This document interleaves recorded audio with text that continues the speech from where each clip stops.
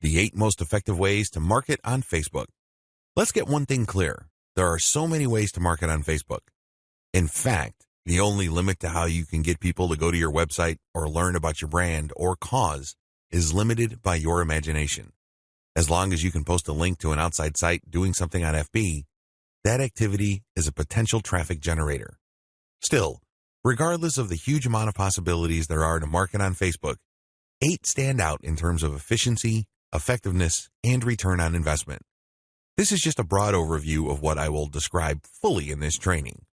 Facebook page marketing, Facebook group marketing, influencer page outreach, paid page boost campaigns, paid traffic campaign, paid lead generation campaign, Facebook pixel retargeting campaign, how to optimize your Facebook ad campaigns.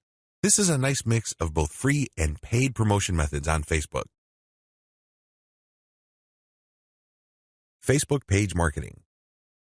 One of the most obvious ways to market on Facebook is to set up a fan page for your business, your brand, or your cause. Facebook actively promotes this feature of its website.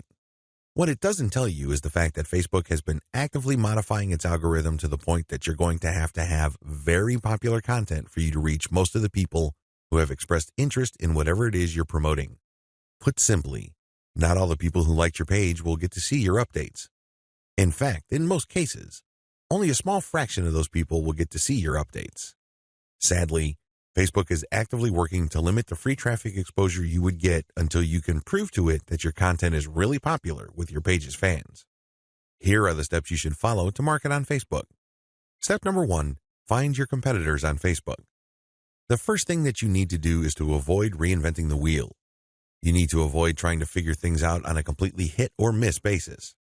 Instead, reverse engineer your competitors. Let them do your homework for you. How? Well, find them on Facebook and learn from what they are doing. Step number 2, get the industry standard look and come up with your own take. Every niche has an industry standard in terms of social media profile, brand appearance, and content strategy. The sooner you understand this, the sooner you will be poised to achieve social media marketing success on Facebook. The longer it takes you to learn this, the longer you will struggle. Understand that your niche audience has become familiar with how certain brands or websites are positioned on social media. If they can't make heads or tails of your social media brand, they probably would not like your page. It may seem weird to them because it seems so far off from the industry standard. Your job at this step is to figure out the industry standard look, content strategy, and other elements and come up with your own take. Step number 3, reverse engineer your competitors' content strategy and curate. Lots of business owners would post hot content on their social media accounts as well as their blogs. Sadly, 9 times out of 10 that content goes nowhere. People don't click on it, share it, comment, or otherwise engage. What these publishers are doing is basically gambling their content would resonate with their audience. Don't do that. Instead, pay attention to what your competitors are doing and look for patterns. If you notice that your competitors keep sharing content regarding the same type of theme or topic, they may be onto something. They wouldn't waste all this time, effort, and energy talking about the same stuff over and over unless, of course, it connects to their audience at some level or another and produced results. Now, to verify this, look at how many times that piece of content got shared or liked. That should give you some sort of objective proof that this content actually resonates with your target audience members. When you reverse engineer your competitors, you are essentially copying their strategy to reach the same eyeballs that you're trying to reach. This also applies to content curation, where you take content that is published by other people and you promote it on your social media platform. This creates a win-win situation because you're not ripping off this content. You are copying the content's link, including a short commentary, and allowing people to click on the link. This creates a win-win situation. The publishers of this content get traffic. You get to build credibility because you're sharing information that your target audience members would actually be interested in, and this leads to the possibility that they would like your page. Once you have built up enough page likes, you can then start sharing your own content, which leads to direct traffic to your website. Step number 4, pick the best performing or most popular type of content and scale up. Post content for a few weeks. Keep publishing, and then look at the content that gets the most engagement. Which shared materials get the most likes, the most shares, the most comments? At some point, you're going to ignore other types of content and focus on the ones that perform the best. For example, if you have a Facebook page on Chihuahuas and you notice that third-party articles on Chihuahua houses get a lot of shares, likes, and comments, you might want to eliminate most other types of content and focus on Chihuahua houses because those get the most love from your audience. Step number 5, come up with your own version. Come up with your own version of winning content. For example, you know that Chihuahua houses get a lot of love and are very popular on your page. Come up with your own articles about that topic. These articles, of course, drive traffic directly to your blog or your online store. These have to be at the same level of quality as your third-party content, or better. Pay attention to how your curated popular content talks about the topic and adopt the same style but deliver something better.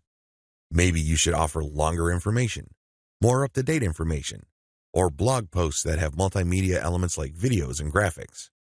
Whatever you need to do, come up with content that basically blows away all the other content that you feature on your page. Step number 6, promotions, photo tagging by your users. This is a free promotion technique. Tell your page fans that you're going to give them some sort of digital freebie. Maybe it's a graphic badge. Maybe you're going to mention their name on a post. Maybe you're going to give them a free ebook or some sort of free software. Whatever the case may be, tell the people who like your page to tag their friends on photos that you're going to post. Now, these photos, of course, must draw attention to your brand, your website, or your Facebook page. You're not just having them tag a photo. This photo has to say something. It should be promotional in nature. The more photo tags you get, the higher the chance that you will get a lot more page likes and also clicks to your website from Facebook. The best news? You don't have to offer money. In fact, studies indicate that money offers aren't all that effective. It's much better to offer some sort of specialty graphic or digital goodie like a free book or booklet, or maybe a discount code. Step number 7, promotions. Comments by your users. Use the same rules as in step 6, but instead of photo tagging, get your page fans to post comments. It would also help tremendously if the comment includes the name of the people on the commenter's friends list. I leave it up to you how to craft this, but obviously, the more tags there are in the comments, and the more engaging the comments, the more popular your posts become. Step number 8, call your users to action. If you have people who have already liked your page, post occasional reminders to them that they should invite their friends.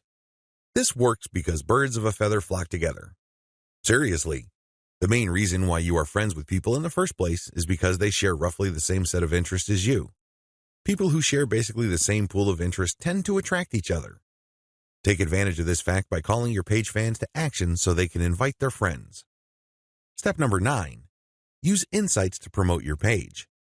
As much as possible, I would go through step 1 to step 8 and master all steps before I go ahead with step 9. With step 9, you're going to be shelling out money to promote your page. After a couple of months, you can use Facebook's very robust audience profiling system called Insights to promote your page. You will know the right demographic, and you will also know the right posts and content to promote. Step number 10, boost your most popular content. Use Facebook's lookalike audience system to find people who are not currently fans of your page. This feature in Facebook's ad system enables you to reach new audiences who share roughly the same interests as the people who have already demonstrated an interest in your page. You're basically using Facebook's very powerful interest targeting system in terms of demographics and interests to get new eyeballs to your page. This can lead to more likes, which can lead to more readers of your content. From that point, you can then run targeted ads. Facebook group marketing. One of the most powerful ways to market on Facebook is through its group feature. Considering what's been going on with Facebook's algorithm for its Facebook pages, it's a good idea to have your own Facebook group as a backup.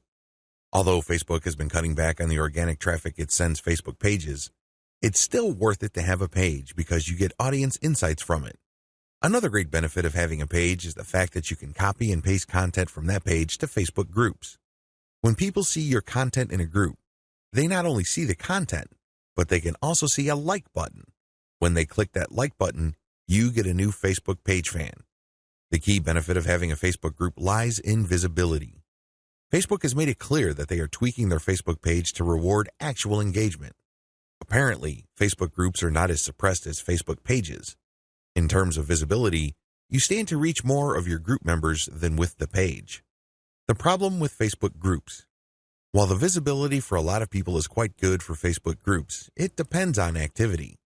If the individual group member is not all that active in your group, maybe the person isn't liking or commenting, they're not going to get as many notifications on their Facebook update section than somebody who is active.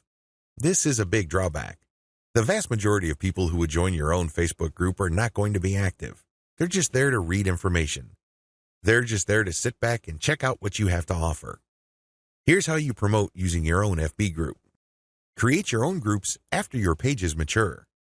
The first thing that you need to know is that you should put up your Facebook group only after your page is matured. You want to know who your audience is on Facebook. You're not going to know that until you have a page up. Pay attention to the audience insights. The data set that you would get from that analytics portion of your Facebook management dashboard will let you know who to target. Once you have enough users, and this depends on your niche, you should then put up your group. Your group must be as identical as possible to your page. If you have a logo, put the same logo there.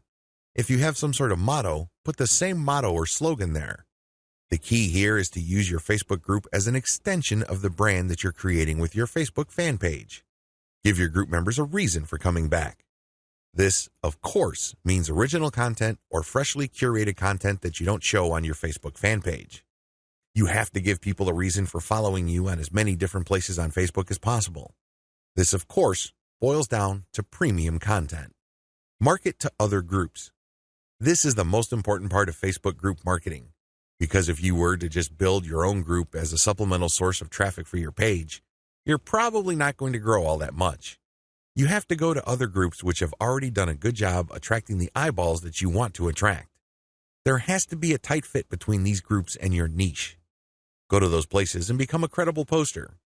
This means that you should refrain from just dumping the same content that you have on your page to these groups. Invest time in them to become a local expert or a credible authority. It doesn't take much. If you're the first person to always comment and your comments are always insightful or bring new information to the table, people sit up and pay attention. People can see that you are an asset to the community, and they are more likely to give you the benefit of the doubt when you share content that obviously comes from your page. Once you have established credibility, share your own page content. As I've mentioned above, these posts not only have content and your brand, but also a like button. This is a great way of getting page fans. Always engage. When people comment on what you post, reply. They might be haters, they might be critics, but it doesn't matter, reply anyway. This conditions the mind of your readers that you are approachable, accessible, and you actually want to help people out. If you just drop a link and take off immediately, you're a spammer. You're not a community member. You're obviously not somebody who's there to add to people's knowledge and bring value to their lives. My most important tip: after sharing high-quality third-party content that you do not share on your page in groups, pay close attention to your page's audience insight. Find your most popular piece of content. Look for third-party content that is similar to that and see if you get a lot of positive engagement when you share that material. If this pans out, then use content from your site that fits the same themes as the tried and proven popular content on the Facebook groups that you're in, and use those to get page likes. Influencer page outreach. Influencer page outreach really boils down to creating allies. In your niche, you are sure to have competitors. However, some of these competitors are open to cooperating with you. Many will not give you the time of day, but there are few who would see the strategic advantage of partnering up instead of competing. There are also other people on Facebook who have pages and who are not competitors with you. They may even have a lot of fans. Here's how you build alliances with influence leaders on FB. Step number 1, find competitors.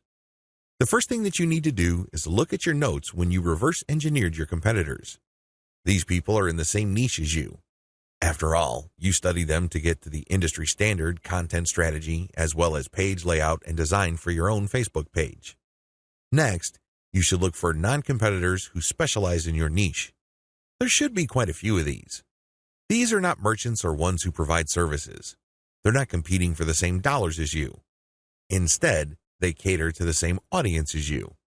Try to find as many of these as possible. Step number 2, pay your dues by engaging. I know at this point it's very tempting to just go to a competitor's page and post a comment on one of their posts. In the comment, you're dropping a link to your page or to your website. You then repeat this many times on all their posts. Well, let me tell you, if you do this, you're going to get banned. Whatever links you put up will get deleted. It's a waste of time. Don't even think about it. The same applies to influential niche observers. These are non-competitors, but you shouldn't spam them either. Instead, you should pay your dues by engaging. How do you do this? First, you need to share high-quality content. It doesn't matter who wrote the content. It doesn't matter where that content goes to or links to. What's important is that it provides maximum value to anybody reading that content. It has to be on point. It has to deal with a specific theme or topic that you know that your target audience members are interested in. Next, you need to engage with people in terms of answering their questions. Try to be a facilitator. Try to be a mediator. Try to be the go-to source of information for your niche. If people are looking for statistics, go on Google and find them the statistics they're looking for. If they're looking for a video, go to YouTube and search for the content that they're looking for. The more you do this, the more people will pay attention to you because, let's face it, in any kind of online group communication platform, only a very few people actually produce high-quality content. You can count them on one hand most of the time. Everybody else is basically a leech. They take and take information, but they only give from time to time, if at all. Be that expert. Be that go-to resource. Another way you can engage is by asking questions. Now, these questions should not be very basic or dumb questions. Instead, they should be deep, insightful questions. You can also ask questions that try to tie many issues together. Many people are concerned about many different issues. When you ask questions that tie all these together, it can be very useful. You should also give feedback to people's responses. You have to do this in a respectful way. You cannot come off as a hater or somebody who's just plain negative. There is such a thing as constructive feedback. Remember, the name of the game here is to add value to the places that you're on. This means sharing information and enhancing information through proper questions and feedback. Step number 3, become credible, then reach out. At a certain point, people will start asking for you by name.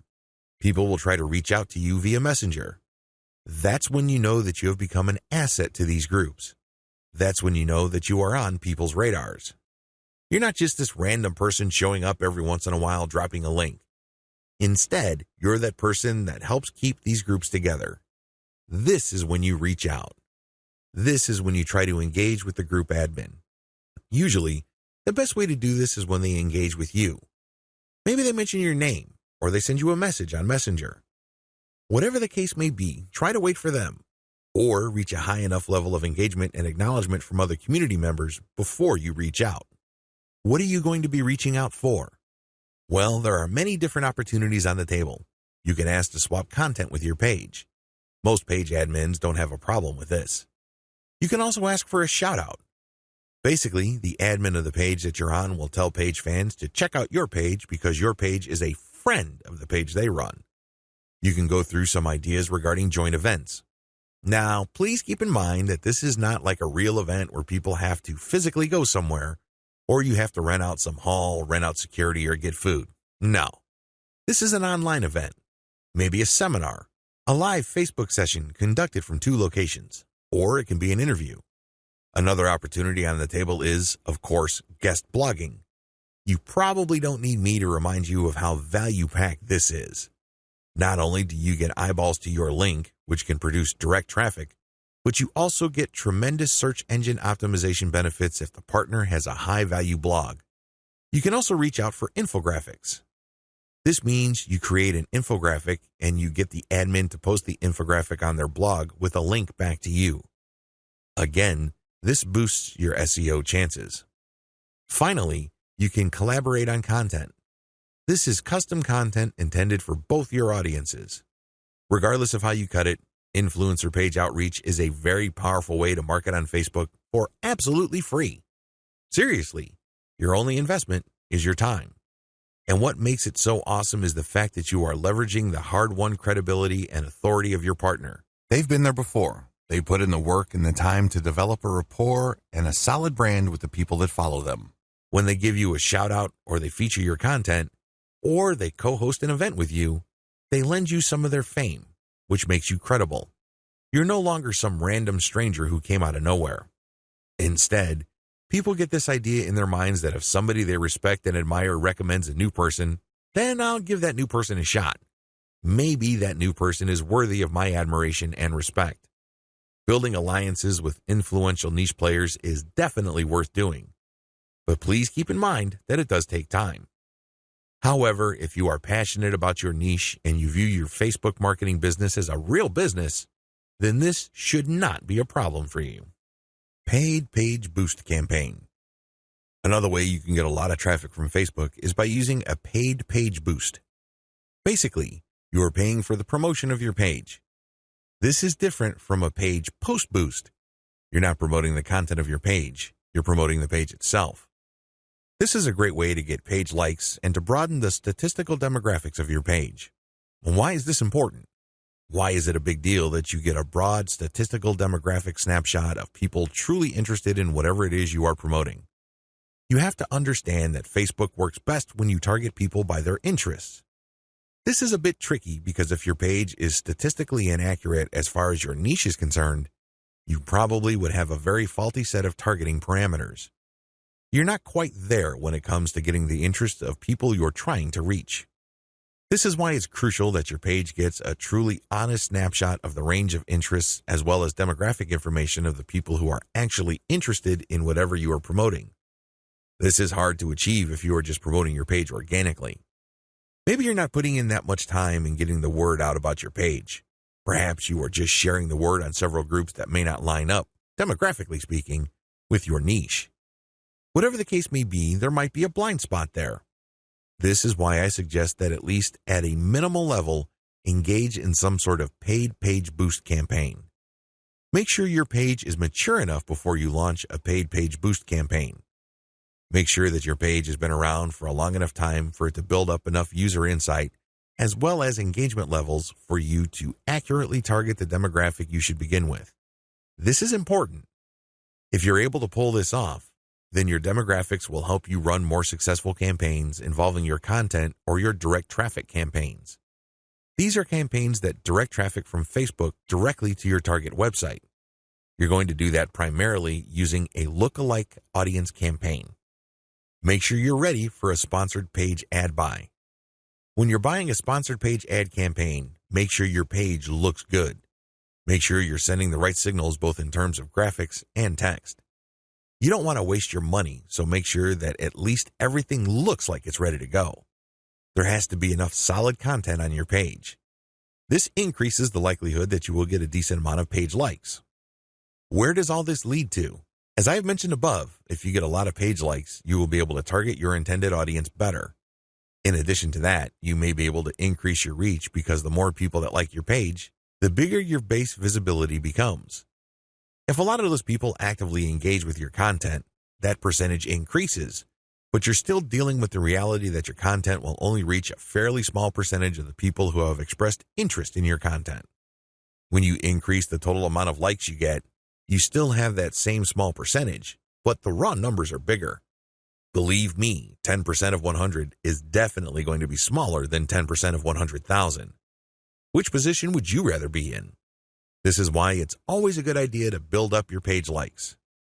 Hand in hand with this is the fact that you can profile your users better, as I've mentioned above. This higher level of profiling paired with better content management and targeting on your part can lead to more content visibility. How come? Well, your reach can increase because of higher engagement levels. If you pay attention to what kind of content people really like on your page, and you produce more of that content and you fine-tune it so people are more likely to engage with it, this can increase your organic reach. This makes your content more visible. What is engagement? Well, people can share your stuff. They can like, they can react, they can comment. Whatever the case may be, get them to do it. And the best way to do this, of course, is to make sure that the right people are attracted to your page and you put the right content in front of the right eyeballs.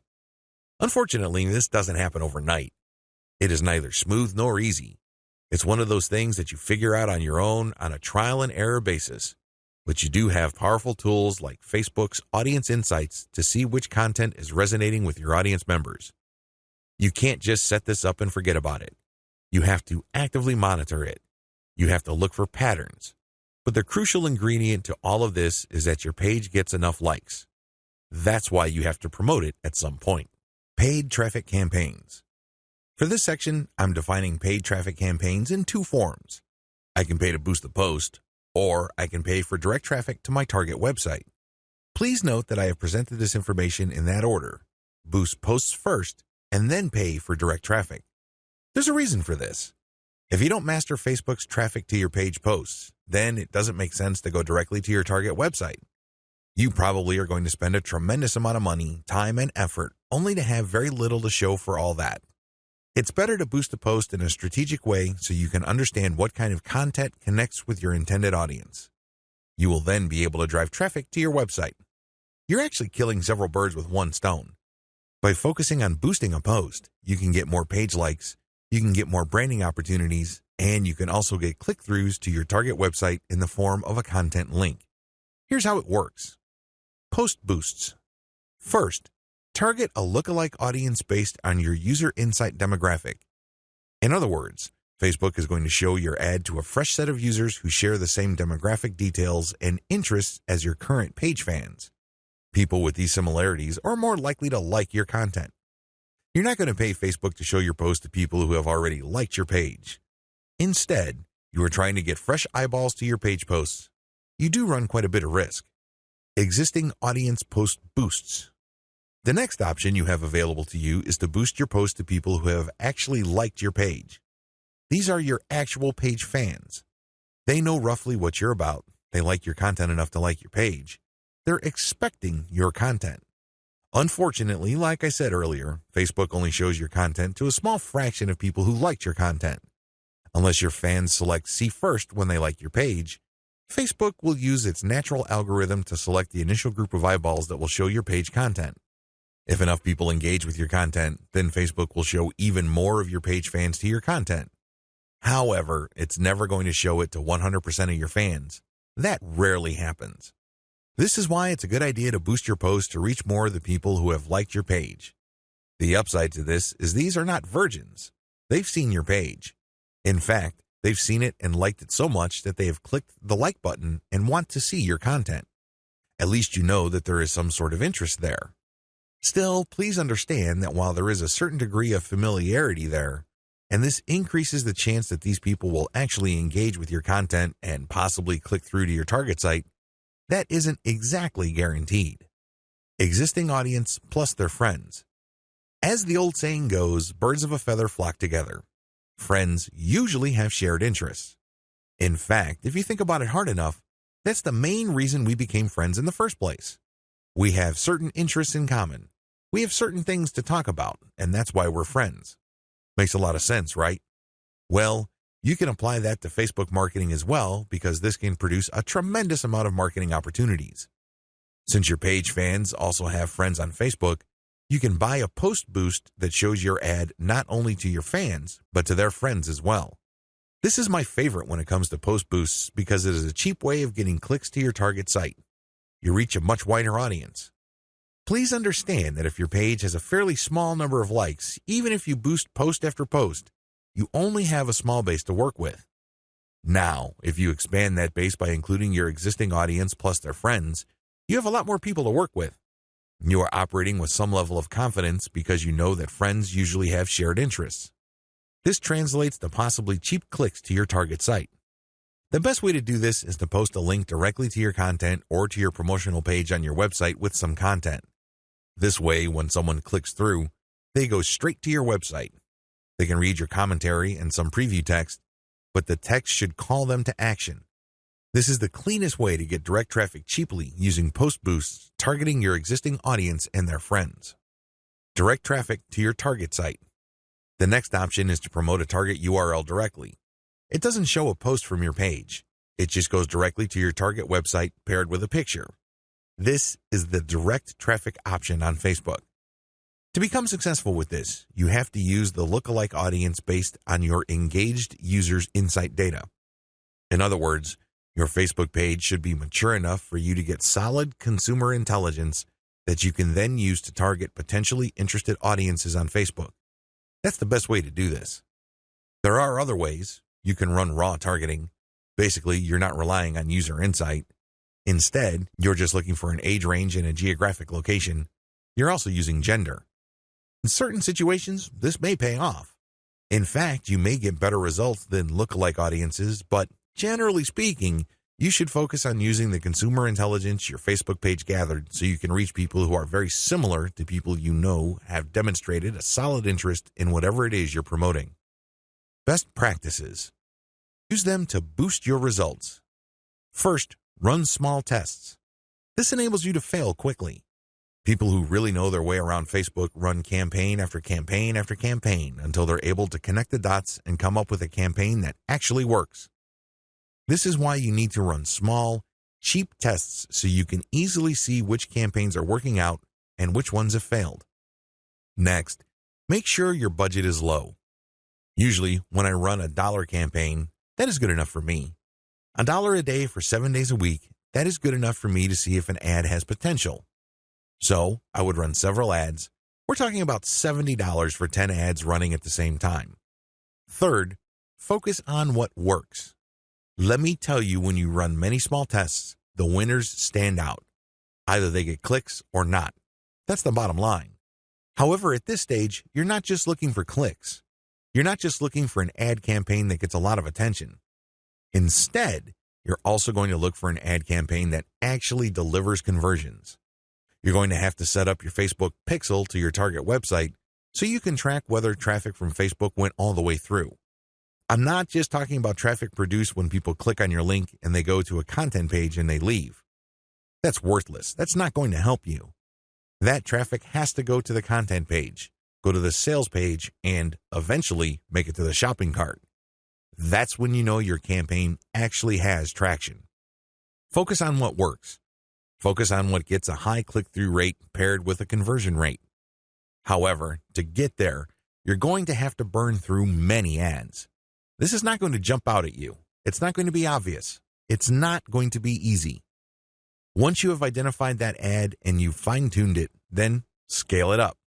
That's how this works. Basically, you focus on what works and then pour real money into it. Paid lead generation campaigns. Did you know that on Facebook you can collect email? That's right, you can collect leads. It's pretty straightforward. You can run ad campaigns with a lead collection button. It can be find out more, sign up, or other language. Regardless, if you're running this type of campaign, it must be highly targeted. It's really important that your targeting is spot on. I put this part of Facebook ad marketing at this point in the list of marketing methods because this takes quite a bit of work. You should be quite familiar with Facebook before you even try this. You should know your way around Facebook's ad system before you engage in paid lead generation because it can get quite expensive. If your ad doesn't get many clicks or it's super finely targeted, you don't really have that many people to work with, and this can drive up your costs. You have to know how to optimize your ad campaigns on Facebook for this to make sense. You can optimize on many levels. There are 3 levels you can optimize. Level 1, you can tweak the freebie you're giving away. This is the free stuff that you're giving away, so people are motivated to enter their email address into your form. Maybe you're giving away free membership access. Perhaps you're giving away a booklet or a book or a report, a set of templates, a set of graphics, possibly even giving away software or a mobile app. Whatever the case may be, you are giving out freebies, and you need to optimize these. What I mean by that is the freebie that you give must motivate the most people in your target audience to sign up for your mailing list. This is not easy. You cannot assume that just because you think that your booklet is awesome or is the next best thing since sliced bread doesn't automatically mean people will agree with you. It doesn't work that way. You may have to switch from one freebie to the other until you get a high enough sign-up rate that would tell you that the freebie that you have selected is the right one. Thankfully, this is fairly easy to do with Facebook. You basically run different ads that offer different premiums. Level 2. Level 2 optimization focuses on optimizing your ad copy. As I've mentioned above, lead generation campaigns on Facebook can and do get very expensive. It seems like you're doing all this for basically a handful of emails.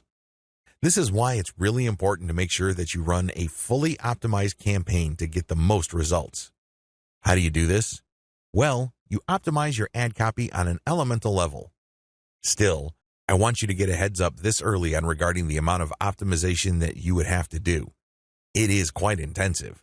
You can't leave things at a surface level. That's just not going to work. Level 3. Level 3 involves optimizing based on conversions. When people click on your Learn More or Sign Up button, they're shown a form. You're going to have to keep tweaking that form to say what it needs to say to convert as much of your traffic into list members as much as possible. This takes quite a bit of time and attention to detail. Again, you have to run these experiments while minimizing your costs. Once you find out something that works, optimize it to increase its level of conversion. Once you have picked a winner that cannot be optimized any further in terms of conversion rate improvements, that's when you scale up. That's when you pour in the dollars to reach as many people as possible to boost your mailing list sign up. Facebook Pixel Retargeting Campaign. Facebook enables you to put their tracking pixel on your website. It will then track where people go on your site. If people end up at your shopping cart, for example, you can then run an ad reminding people about your site or reminding people about the products that they almost bought. They see these ads on Facebook. Whatever the case may be, Facebook Pixel Retargeting gives you another bite at the apple. One of the biggest problems with e-commerce is that prospective buyers abandon their shopping carts. A large chunk of these buyers simply decide at the last minute or at some point in the buying process to dump their shopping cart. They don't follow through. This is where the retargeting campaign begins. It's basically a way of reminding people who have already expressed an interest in whatever it is you're offering to come back. If anything, you recycle traffic that you have gotten from Facebook. Another benefit of this technology is that it pulls traffic from Facebook that you did not get from it originally. For example, if you did an independent marketing campaign completely free of Facebook, but you put a Facebook retargeting pixel on your page, when people from that independent campaign, maybe it's a forum promotion or search engine optimization or another social media platform or whatever source, go back to Facebook to check their accounts, your ad will show up. Sounds awesome, right? These are all possible through a Facebook Pixel retargeting campaign. There are 2 steps to it, and it's pretty straightforward. Install Facebook Pixel on your website. The first thing that you need to do is to install the Facebook tracking pixel on your site. To do this, you just go to Facebook's business section and look for their pixels instructions. It's pretty straightforward. Even if you're using WordPress as your content management system, installing Facebook Pixel is a breeze. Next, you need to make sure that you drive traffic to your site. This means that you have to let traffic flow to your site for quite some time before you launch a retargeting campaign. It's not a good idea to launch a campaign as quickly as possible. You have to have enough targeting pixels installed in people's browsers for this to make sense. Otherwise, there are just not enough people to work with. Now, keep in mind that if you are in a niche that has generally low traffic levels, then you would have to conduct your campaign even though the overall traffic flow to your website is fairly low. Run ads on Facebook for retargeting. The ads that you're going to run for Facebook Pixel retargeting are going to be a bit different from the normal boosted posts or picture links that you run on Facebook. Instead, these are going to try to achieve 2 things. You can remind people about what they did. Maybe they wanted to buy something, but they changed their mind at the last minute. Perhaps they were reading some sort of conversion article and were about to enter their email address, but they didn't. Whatever the case may be, you're reminding them to come back to what they were doing before. The other thing that you can do with your Facebook Pixel retargeting campaign is to pull people deeper into your website. Usually, a website is composed of 2 parts. The first layer is the content layer, meaning you're trying to get people to know about the problem, like your particular solution, and eventually trust the solution enough so they can buy. The other part, of course, is pretty straightforward. It's all about buying. But there's a complication. A lot of people would go through the content layers, but they never make it through to the actual buying part. They never make it to your conversion page. This is where retargeting ads that pull people deeper into your website makes a lot of sense. For whatever reason, somebody reading an article on your site decides to close the window and get out of your site. You can run ads that tell them about content, but another piece of content that is related to what they were reading before. This pushes them further down the conversion funnel. Alternatively, you can run an ad that promotes your conversion page. Basically, what you're saying to the prospect is you've figured out what my website is about and you have a clear understanding of what I have to offer. Maximizing your results from Facebook pixel retargeting. I suggest that if you want to maximize the results you get from retargeting, promote your squeeze page. That's right. Promote the page that recruits people to your mailing list. Usually there's some sort of freebie. There's usually some sort of book or booklet that you're giving away so people can enter their email address. Whatever the case may be, push the squeeze page. Don't dump them to your sales page unless, as I have mentioned above, they actually reached your shopping cart or conversion page and changed their minds at the last minute. That's pretty much the only situation where you should retarget showing an ad that goes directly to the conversion page. Other than that, convert them to sign up for your mailing list. It's your mailing list with its many chances at gaining attention, building trust, and gaining credibility, which will actually do the heavy lifting as far as converting that prospect into an actual sale. How to optimize your Facebook ad campaigns. Follow the steps below so you don't overthink things and make bad decisions when optimizing your FB ads. Reverse engineer your competitors and come up with a standard model. If you have a personal account, find your competitors and like their pages. Before you know it, you'll start seeing ads either from your competitors themselves or from businesses that are very similar to your competitors. Pay close attention to these ads. Reverse engineer them to find the standard model for these ads. In other words, go through as many of these ads as possible and get a clear understanding of what kind of pictures, headlines, and text they use. Also, if they are mostly promoting posts, pay attention to that. Whatever the case may be, look at what they're doing and see common patterns. Focus on the most commonly used strategies because this gives you the industry standard model. Don't get sidetracked by ads that seem so different, so new or so innovative because if they are so different from the industry standard model, they're outliers. There's a high chance that those ads do not convert. Come up with your own version and test with a low budget. Test with a low budget. You don't want to burn through a tremendous amount of cash during the testing process. There will be a time and place for you to get crazy with the budget, but now is not the time. Create variations and test. Now that you have come up with your own version of the standard model, create variations of it and then run low-budget tests. Do not do this randomly. Do not do this based on your feelings or impulses. Instead, you have to follow certain rules on how to create variations. Otherwise, you wouldn't know which part of the ad accounts for its greater success. I've seen this happen many times. In fact, I've committed this mistake before. I would take an ad and test it. I would notice that it's not getting that many clicks, so I'd change half of the ad. Maybe I change the picture and then the headline, or I would change the heading and the description. Whatever the case may be, I would change half of the ad, and sure enough, it would improve. But when I try to improve things again by changing the other half of the ad, it falls apart. You want to establish a way of effectively tracking which changes accounted for which improvement. By using this method, you can optimize parts that work to reach peak convertibility and then work on the other elements of the ad that could use some improvement. However, you have to do this in a systematic way. I've described this in the section below.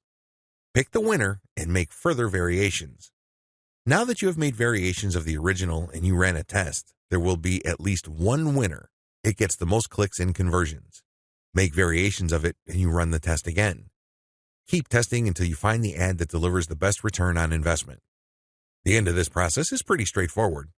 You keep making variations and you keep testing on the cheap until you find an ad that delivers the best ROI. In other words, it delivers the most conversions while costing very little money. I know it sounds like a fantasy at this point, but it is doable with testing. Scale up. Increase your ad budget to your winning ad to pump a massive amount of traffic to it. You should only do this when you are dead sure that you have a winning ad on your hands. In other words, you have tested it rigorously and have optimized it to the point that it cannot improve its conversion rate any further. That's when it's ready to go big time. Make sure you optimize on an elemental level. The big problem with the ad optimization method I described above is how do you know which part of the ad to change up? How do you know which part of the ad to optimize? Wholesale variations do not work. You can't just take an ad, see that it doesn't work, replace it with a completely different ad, see that it doesn't work, and then repeat that process. Even if you're spending very little money, it still burns a tremendous amount of time, effort, and opportunities. You need to have a better way to turbocharge your results. Vary on an element-by-element basis. I would take an ad, and I would restrict my optimization to a specific element of that ad. Every ad actually has many elements. There's the graphics, the heading, the description, the link. I would start with one element, and I will come up with different versions. The most obvious part is the picture. So I'd play around with the different pictures and see which gets the most clicks. I would then come up with a variation of that picture and see if I can improve my click-through rate. Again, I'm spending very little money here. I just want to see an improvement in click-through rate for that element that I'm varying. Once I have reached a plateau and I can't improve any more on that element, I would then switch to another element.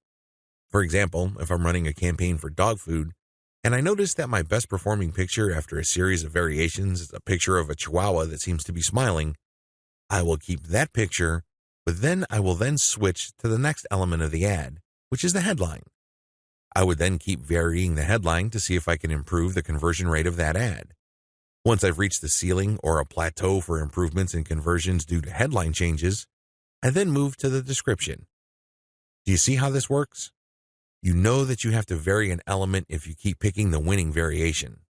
You do this with small tests until the whole ad is optimized. After all elements have been optimized, scale up your ad buy. Once I've gotten an ad that converts much better than its original form, and I've gone through all the elements, now is the time to scale up.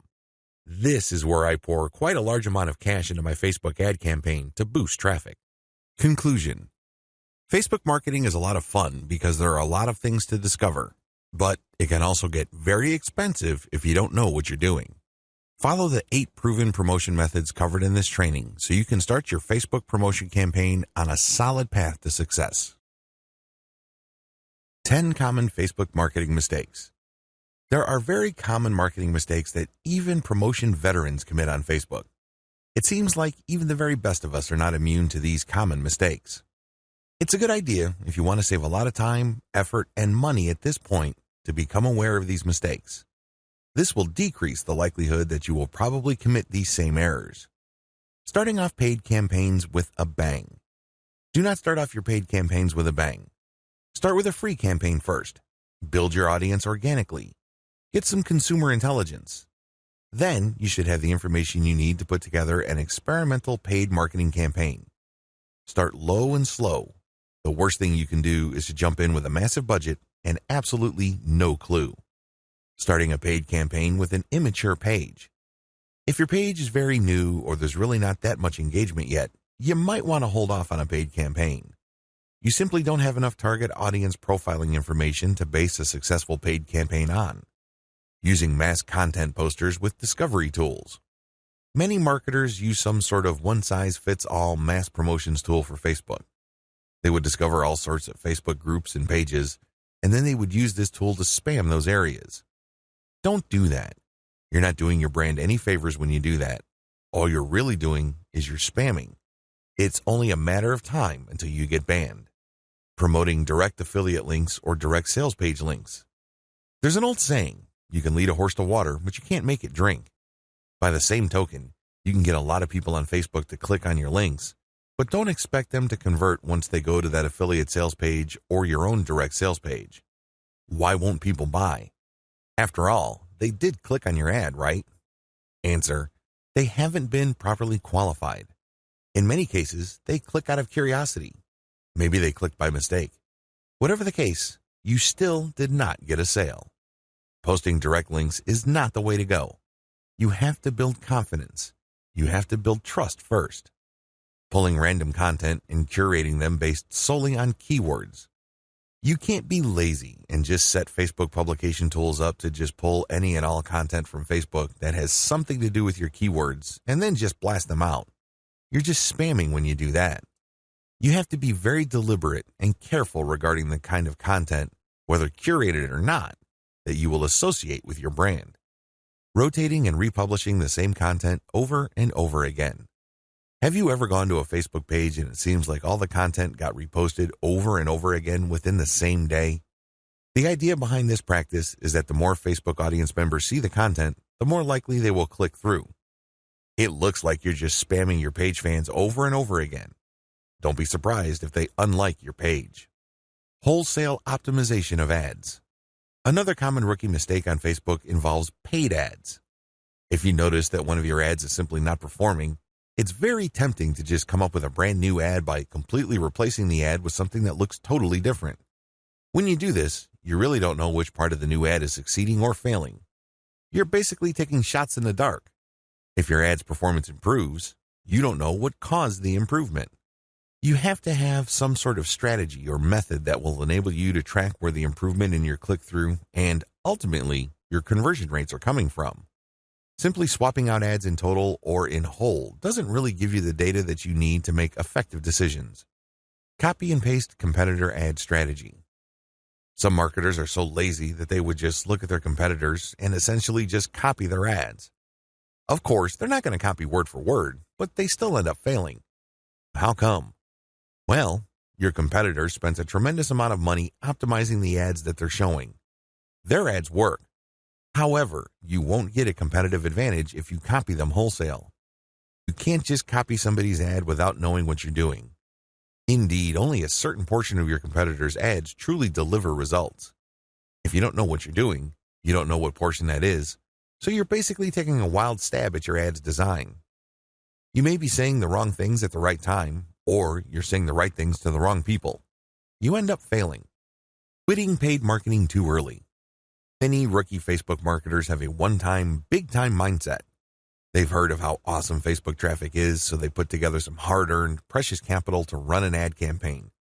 If the campaign doesn't work out according to their expectations, they're too quick to pull the plug and quit FB ads altogether.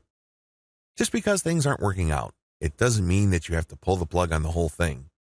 You can stop certain campaigns and start new ones and operate with the same budget. You can make modifications of your existing campaigns. Failing like a huge train wreck. Have you ever seen a slow-motion train wreck? It's quite sad because it's all too predictable, but you can't turn your head and look the other way. You want to know what's coming next. You know, at the back of your head, what exactly is going to happen, but it's so slow, so massive, that you just can't help but look. Your Facebook marketing campaign can proceed the same way. You know that the campaign is failing, but you can't quite put your finger on the cause. So you just go through the motions like a deer with its eyes caught in the headlights. Why not choose to learn how to fail quickly? Since you're not going to make 100% of your shots, learn to live with this fact and move on. Learn to fail quickly using a tiny budget. This way, you can run many different experiments. Even though the vast majority of them are failures, that's okay. You only spend a fairly small amount of money figuring out winning ads. Please understand the nature of the 10 mistakes above. Imagine yourself being in situations where these mistakes are likely to take place. Learn how to spot them well in advance. Prepare your plan B should you find yourself committing these mistakes.